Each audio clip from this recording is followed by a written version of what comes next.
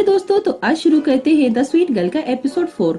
लियो शू family से मिलने के लिए जाता है, जहाँ शू शुई शू फैमिली के बड़ों में से एक थे और उसकी पत्नी लिनियन थी। शू फैमिली लियो को बहुत पसंद करती थी और वे सभी एक परिवार की तरह रहते थे। तभी शुई भी घर आ जाता है। शुई के सभी हरकतों और शुई के बेरोजगार घूमने से बहुत परेशान थे। वे शुई को दरवाजे पर देखकर उसे कमरे में आने को कहते हैं। शुई डरते डरते कमरे में जाता है, जहाँ हमेशा की तरह शुई को भला बुरा कहने लगते हैं। सुई यह सब सुनकर कहता है कि मुझे अब तो आपसे ये सब सुनकर जैसे आदत सी हो गई है। ये सुनते ही सुई भी बहुत भड़क जाता है और सुई को मारने की कोशिश करता है।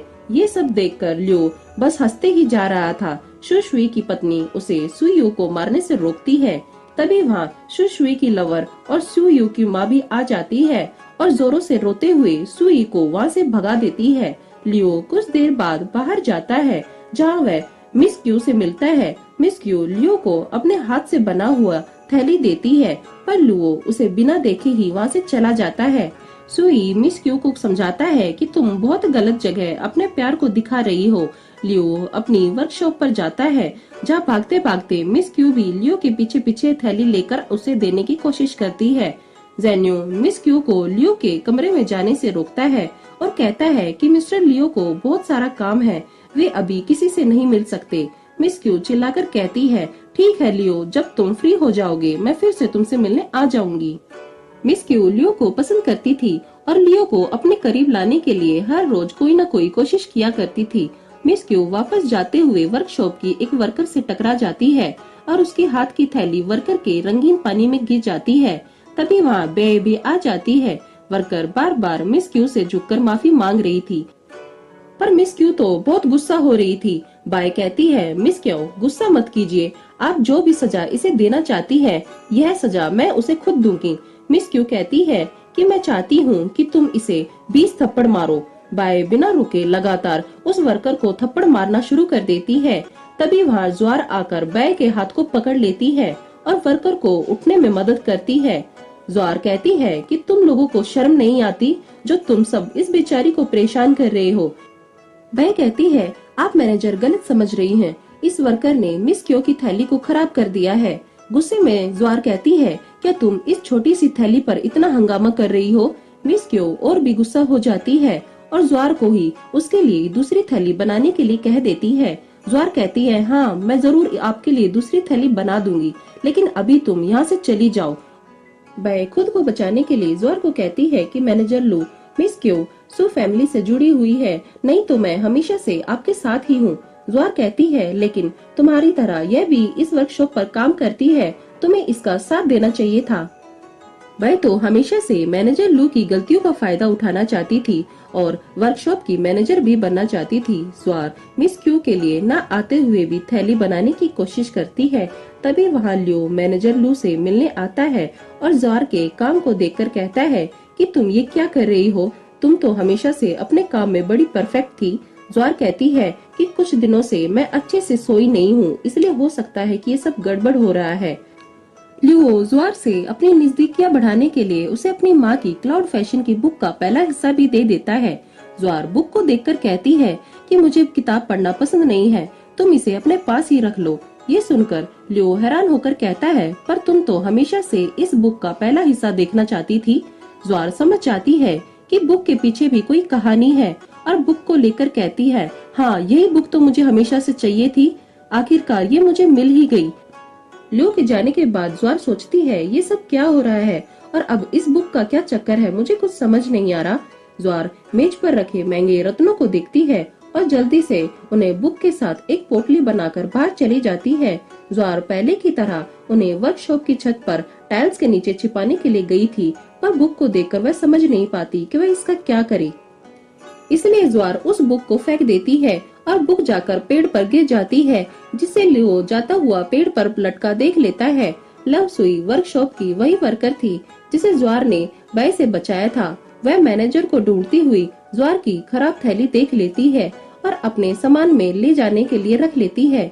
तभी वहाँ सुई लुईसी को देखकर उससे बात करने की कोशिश करता है, लव सुई सुई को अपने हाथ से बने हुए स्नैक्स देकर वहाँ से भाग जाती है। दूसरी ओर लुओ डरते डरते पेड़ पर उस बुक को उतारने के लिए चढ़ जाता है और उस बुक को उतारने में कामयाब भी हो जाता है। तभी ज़ेन्यो नीचे से चिल्लाता है कि मिस्टर लुओ, आपको तो ऊंचाई से डर लगता है, आप पेड़ पर क्यों चढ़ गए? लियो ज़ेन्यो की तरफ बुक को फेंककर उसे पेड़ से उतरने में मदद करने को कहता है।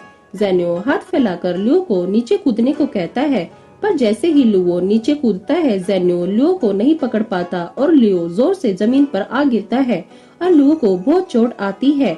ज़ेन्यो लियो को उठने में मदद करता है और उसे अपने साथ लियो के कमरे में लेकर जाता है। लुओ ज़ेन्यो को लु इलिंग को उसकी मदद करने के लिए कमरे में लाने को कहता है। ज़्वार के लुओ के कमरे में आने पर लुओ ज़्वार से बुक के बारे में पूछता है। ज़्वार उसे झूठ कहती है कि उसने उस बुक को पूरा पढ़ लिया है। लुओ बुक दिखाते हुए कहता है, तो यह बुक मुझे पेड़ पर लटकी कैसे मिली?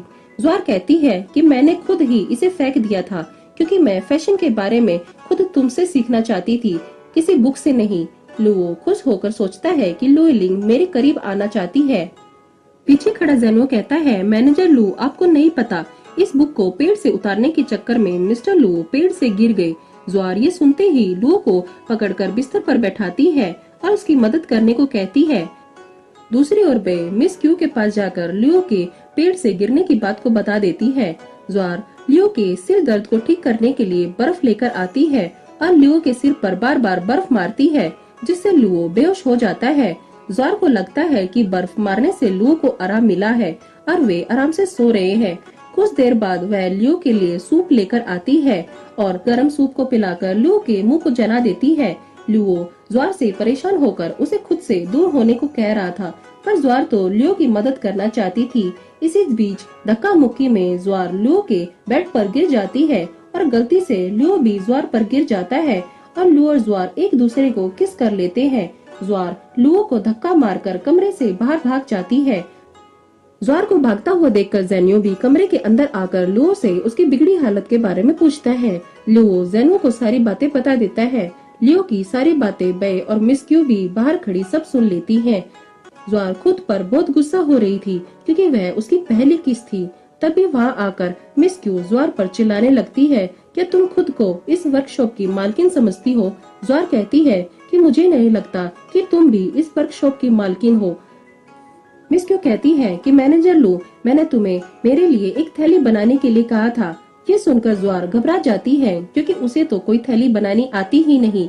वह ज़्वार को कहती है कि मैनेजर लू, हमें कस्टमर की मदद करनी चाहिए, नहीं तो वर्कशॉप के रूल्स के अकॉर्डिंग हमें सजा मिलेगी। लू सुई आकर एक थैली लेकर ज़्वार को कहती है कि मैनेजर लू, ये थैली आप अपने कमरे में ही भूल गई थी। ज़्वार समझ जाती है कि लू सुई उसे बचाने के लिए यह थैली लेकर आई है। ज़्वार थैली लेकर मिस क्यू को कहती है, ये लो, ये रही तुम्हारी थैली। बे थैली को देखकर कहती है, पर यह थैली तो मैनेजर लू के हाथों से नहीं बनी है। ये सुनते ही लव सुई नीचे बैठकर माफी मांगने लगती है। मिस क्यू कहती है, तो इस बार तो तुम्हें सजा जरूर मिलेगी।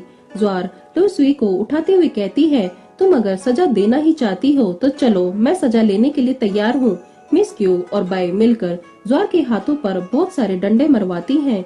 लव सुई ज़्वार के हाथ पर दवाई लगाते हुए कहती है कि आप पहले की तरह नहीं रही हैं, आप बदल चुकी हैं। मुझे यह मैनेजर लू बहुत पसंद है।